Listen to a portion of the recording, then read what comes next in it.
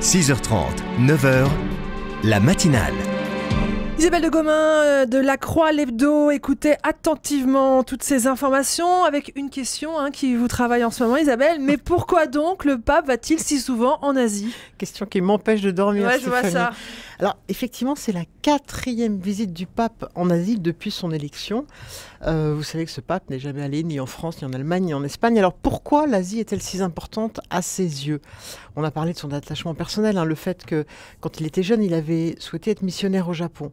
Certes, mais la vraie raison n'est sans doute pas là. L'Asie constitue aujourd'hui un enjeu très important pour le catholicisme.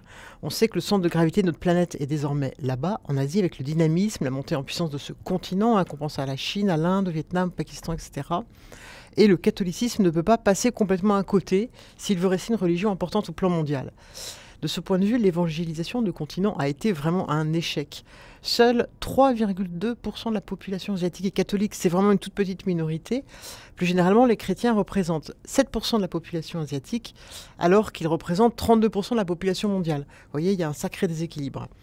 Alors, à part les Philippines, la religion catholique reste une religion considérée comme européenne en Asie, ce qui n'est historiquement pas exact, puisque les premiers chrétiens, au Kerala ou en Chine, sont venus avant que l'Europe soit chrétienne. Mais contrairement à l'Afrique ou à l'Amérique, le christianisme a toujours eu du mal à s'implanter en Asie.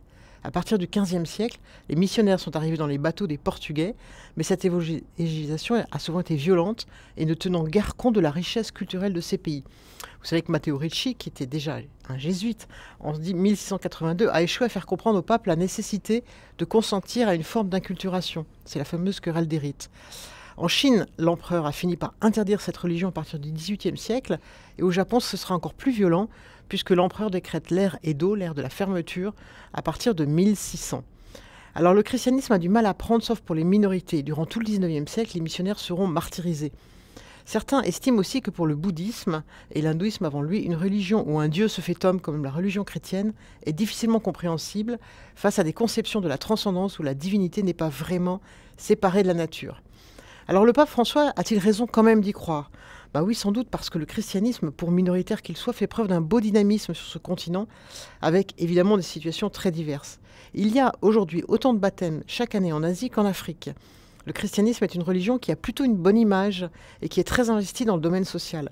À Hong Kong, par exemple, dont on parle beaucoup, 5% seulement de la population est chrétienne, mais 25% des écoliers sont pris en charge dans un établissement chrétien. C'est encore plus vrai en Inde, où le secteur social bénéficie d'une grande présence d'églises.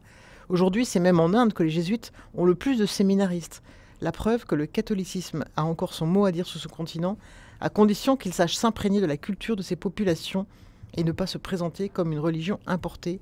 C'est tout le pari, Stéphanie, du pape François. Merci beaucoup Isabelle de Gomin. Je rappelle que vous êtes rédactrice en chef de La Croix l'Hebdo. La Croix l'Hebdo qui est allée en reportage dans les déserts médicaux avec des carnets d'infirmiers de campagne.